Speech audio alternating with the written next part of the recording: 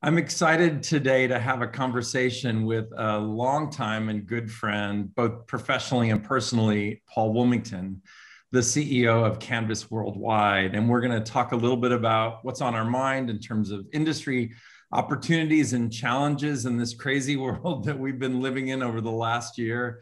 I miss you, Paul, but thanks for having a conversation today.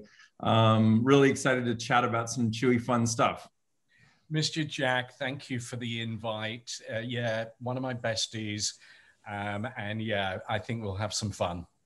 Well, let's dive right into it because as I sort of alluded already, it's been a nutso year. Over the last year, we both know that consumer behaviors and consumption patterns have changed a lot, from, when and how people shop to where consumers are, and just so much change in terms of media habits. But I'm curious to get your thoughts about the industry, and what do you see needs to change more in terms of speed? There's a lot, I think, in terms of opportunity around technology needs. But what is it we should be thinking about in terms of connecting consumer behavior change to what we're doing today and tomorrow? Well, firstly, I think, you summed it up. We have gone through the most profound acceleration of change. So if you remember Moore's law and the doubling and tripling of capacity and the speed of that, I've dubbed it that we've got a new law. We've got the accelerated COVID behavior change law. So ACBC, not ACDC, ACBC. And the reason I say that is because I think with a lot of change that we've seen in our industry over the decades, you don't actually viscerally see it, but I think we're seeing it viscerally in the last 12 months. Everyone is talking about this accelerated change. So that's the obvious. How do we react to this, I think is really interesting. Well, I think the first thing is at a very macro level, I think we need to connect behavior change, the fundamental behavior changes to, I think, the data science that we obviously now live in. So we live in a data-rich world. We need a greater degree of unification is something you use that term, and I love that, unification. But I actually would dig a bit deeper and talk about the alignment that we need behind incumbents versus challengers, linear versus CTV, OTT, digital, programmatic. I mean, obviously, that's a key discussion we'll get into.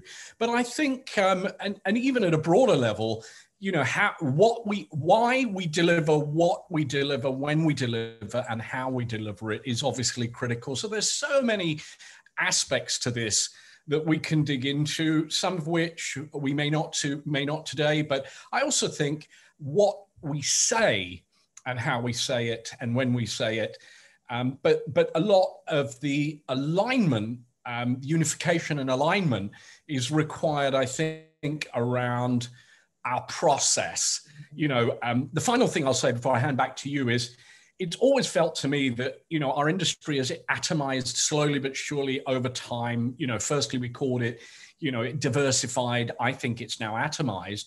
And I think that what's happened is the inevitability happened is that everyone sits in a silo to some degree because of the specialization of the industry, because the way it evolves. We now are at a critical moment where we need to unify it. What we can't do is walk down a high street full of butchers who, when you walk in and say, what would you recommend for dinner? They're, of course, going to recommend steak. They're going to say meat and steak. And I think that's kind of where we are. If you look at that as the analogy, everyone kind of sits in their silo, obviously with justifications for what they, how they make their money. And obviously, or rather the muscle memory in the way that they've made money. And therefore that obviously just perpetuates this lack of alignment, lack of that objective perspective. And I love your word, the unification of our video marketplace, particularly. Yeah, no, I think that's right. I think this is an interesting time of reflection in terms of what has changed and what do we do about it.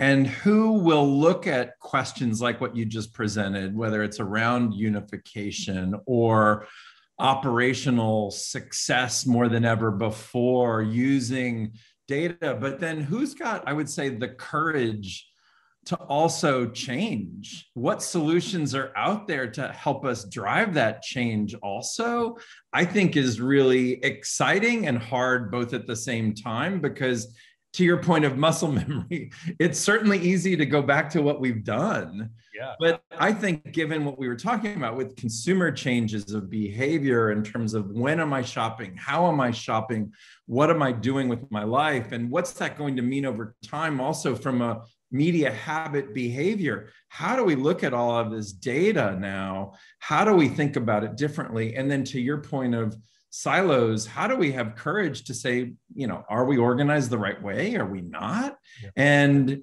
is there a better way also? That's why I go back to, courage. I think that's a part of what we all are supposed to be thinking about now.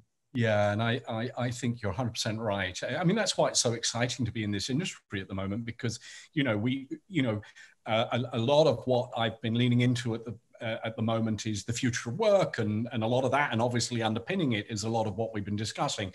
But clearly, I think you can take a statistic from Stanford University. A good friend of mine wrote a great book about work disrupted, Jeff Schwartz as well. And he's saying like 80% of what our institutional knowledge will not help us in the future. So if you obviously take that as, if you like, the norm, not the exception. It used to be the exception. Maybe it was the other way around. It was 20%, 80% of what we had, always learned in the past was going to make us succeed in the future. And by the way, that's a statistic across all industries, but obviously relates to ours. So I think you're right. So we have a motto at Canvas, which is welcome to Canvas, make yourself uncomfortable. And I think it's not physically being uncomfortable, but nothing great is ever achieved by sitting in your, in your comfort zone. You have to have that courage, you said. You've got to be brave. It means that we're going to have to get cross-disciplinary teams together to solve this together. There's no one individual can solve for this. And there's so many layers to it, obviously, and there's so many stakeholders. So that's why it's quite a complex discussion. It really requires vision, bravery. It requires a kind of heart aligned with a head. A strong stomach to obviously fully implement it all the way through the process, and the right teams that can come together to collaborate. And I know those sound a bit generic, but to get a bit more specific, yes. But the stakeholders, we need to align, again, coming back to that alignment question, whether it's industry alignment. And, I'm not going to wait there for the industry to feel it's aligned. I have to solve problems every day, and my teams and Canvas every day alongside you and many other partners. We have to solve problems. And I think one of the problems is the attribution. It's crossed, it's cross measurement. It happens at the beginning of the process as well as at the, all the way through. So you need an operating system that obviously hardwires it with technology, with data, with obviously, but, you got to, we've been taking those steps and we've been partnering with you. So thank you again so much. We're really grateful for what you're doing, because you really are leading the industry, I think, particularly in the video marketplace, so that we can have planning tools, as well as obviously the optics all the way through the process into the marketplace as well. So I think that, that's also what's needed, is because if you're just focused on the executional end of it, then you're never going to obviously influence the planning side, and vice versa. You can plan all you want if you've got the planning tools, but if you can't then obviously see it all the way through the process, then you're kind of screwed, and that's why then what you define as your KPIs, your measurement, your reach frequencies, whatever those criteria are. And increasingly, we're moving to obviously business objectives, but it's still underpinned by the science of what we've always done. But that science is evolving. What always fascinates me as somebody who, I try to always be curious, but what frustrates me is we've talked forever, or at least for a long time, about holistic planning and holistic thinking, and wouldn't it be great if. But what's amazing to me, back to your point of silos, I think a lot of the solutions that agencies still use today only solve for a piece of the puzzle versus the puzzle.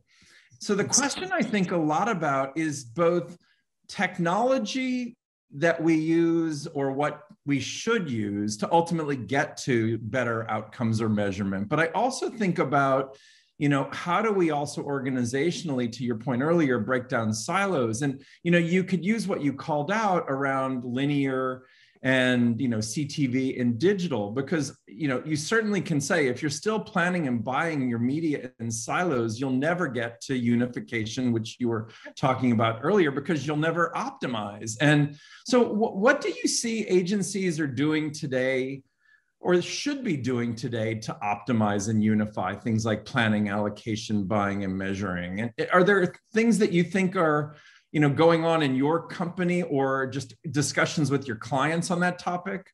Yeah, no, I think, thank you for asking that question. Let me break it down a little bit. First and foremost, I think that the muscle memory issue is, prevalent with all of us. It's obviously psychology. We all know that we are uncomfortable changing our behaviors. It takes quite a lot of practice to change your behavior.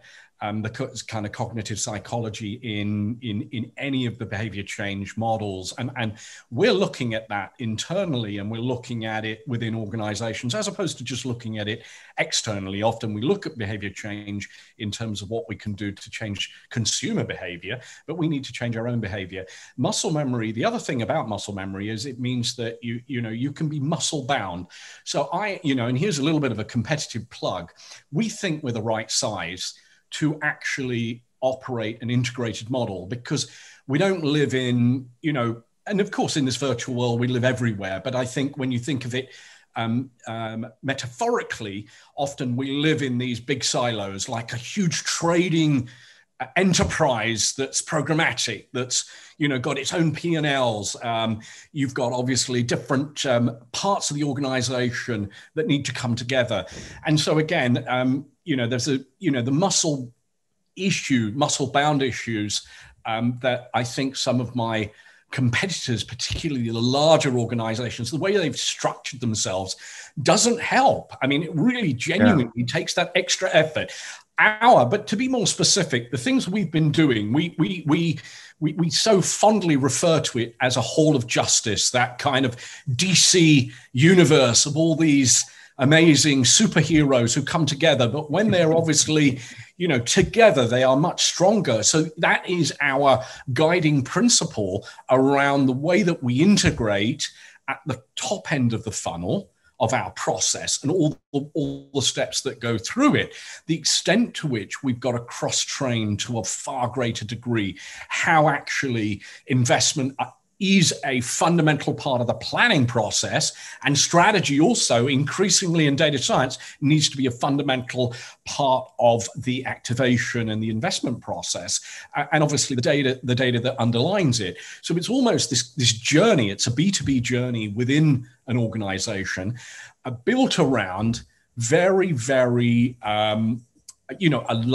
principles of the individuals.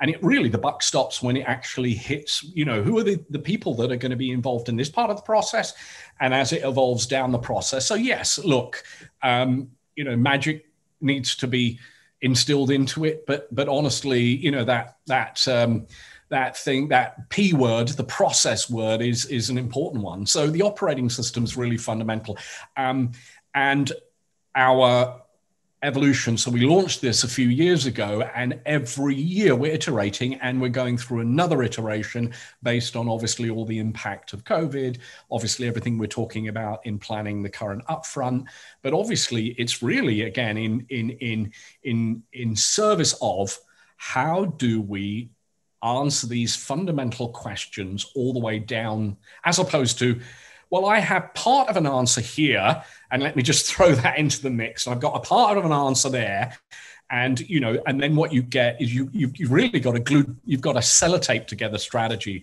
Have we got there as an industry? Emphatically, no. But that's what's so exciting. I think the excitement is he who is brave, coming back to that bravery, who's got the courage to obviously, and maybe the size and the attitude that can actually succeed. So I think it's got a lot to do with your attitude, the kind of people that want to integrate, respect each other, want to sit and cross-train and listen to each other's perspectives.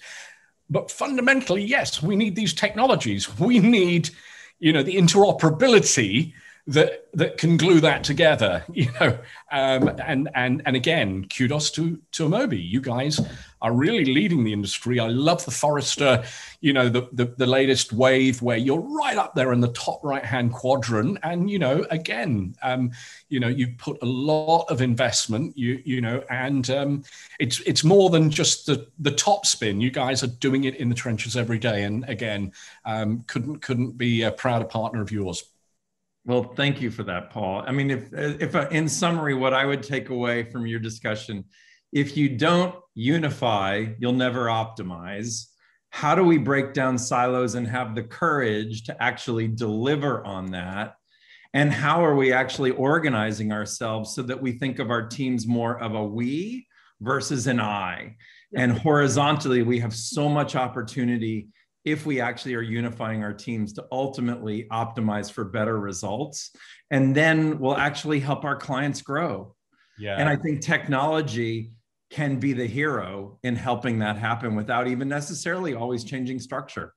Yeah, no, I agree. And that also, I think that was a really good point, because sometimes, there are reasons why we need specialists. There are reasons why we need functions to come together.